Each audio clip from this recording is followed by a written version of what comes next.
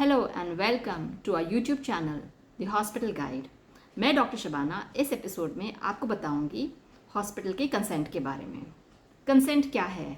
Consent basically एक legal document है hospital और पेशेंट के बीच में। दैट मीन्स दो पार्टीज अग्री करते हैं for a specific thing in the same sense. ये section 13 of the Indian Contracts Act के पर्व्यू में आता है। अब अगर हम हमारा घर का अग्रीमेंट बगैर पढ़े साइन नहीं करते हैं तो एक हॉस्पिटल का कंसेंट हम बगैर पढ़े क्यों साइन करते हैं, ये मैं आपको बताना चाहती हूँ। नाउ कंसेंट्स अलग अलग तरह की होती है। एक होता है इन्फॉर्म कंसेंट। दैट मीन्स अगर आप अपना ब्लड प्रेशर मेजर करवाना चाहते हो तो आप अपना हाथ आगे करोगे, उसमें डॉक्टर आपका बीपी मेजर करेगा। अब इसमें आपने कहीं साइन करके नहीं दिया, लेकिन द फैक्ट दैट आपने अपना हाथ आगे किया तो आप अग्री कर रहे हो कि डॉक्टर आपका ब्लड प्रेशर ले सकता है। You have agreed to that. The other is an explicit consent which means it is a written document. You are signing on a written paper which is a consent form, जो कि अलग अलग तरह के हो सकते हैं। The third is a proxy consent और अ सब्स्टिट्यूट कंसेंट। कुछ सिचुएशंस में जैसे कि इमरजेंसी हो गया, जब पेशेंट बेहोश है या कोई मेंटली रिटार्डेड पेशेंट है जो नहीं समझता है कि रिस्क एंड कॉम्प्लिकेशंस के इम्प्लीकेशंस, उस सिचुएशन में another person is authorised to sign on that person's behalf. This is the proxy consent. Now in India, the legal age for consent for a surgery procedure is 18 years.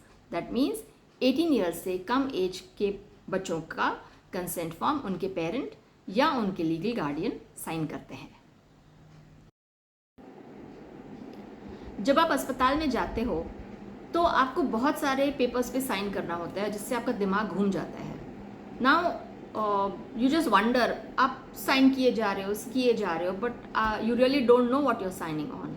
Now when you go to the hospital, जब आप admission के लिए जाते हो तो आपको एक general admission consent form sign करना होता है। What does that mean? That means admission policy की जो भी टर्म्स एंड कंडीशंस है उस पर आप अग्री करते हो। द अदर थिंग इज, अगर आप कोई सर्जरी करवा रहे हो तो एक अलग सर्जरी कंसेंट फॉर्म आपको साइन करना होता है।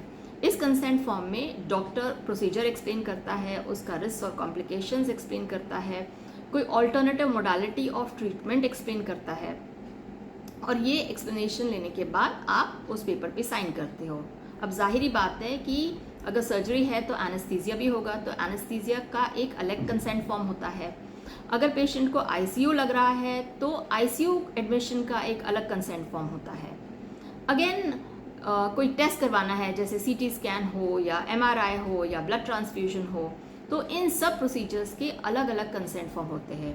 कुछ प्रोसीजर्स लाइक जैसे बाईपास सर्जरी हो गया, किडनी ट्रांसप्लांट हो गया, नी रिप्लेसमेंट हो गया, इन प्रोसीजर्स के लिए एक अलग से प्रोसीजर स्पेसिफिक कंसेंट्स होते हैं जिस पे पेशेंट को साइन करना होता है।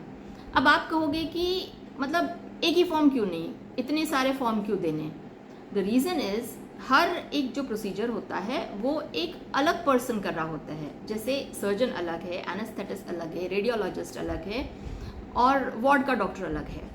तो इस सिचुएशन में एक बंदा, एक सर्जन एक एनेस्थेटिस्ट का कंसेंट नहीं ले सकता, या एक एडमिशन स्टाफ ब्लड ट्रांसफ्यूजन का कंसेंट नहीं ले सकता।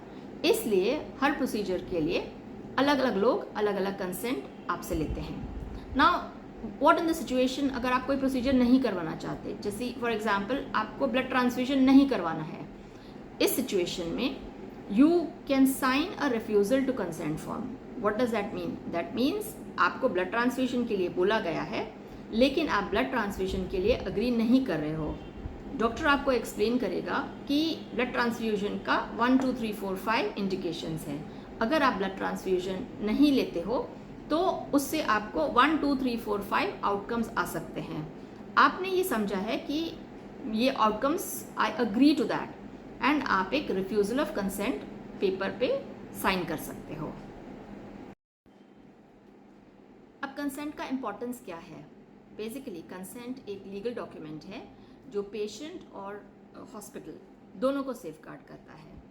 इस सिचुएशन में दोनों भी सेफ हो जाते हैं because it is a contract. आपके कुछ एक्सपेक्टेशंस है, हॉस्पिटल के एक्सपेक्टेशंस है, और दोनों के बीच में ये एक कॉन्ट्रैक्ट हो गया. Mind you, consent is a legal document just like your house agreement or like any other legal agreement in the Indian judiciary. That is why it is very very important to read what you're signing on.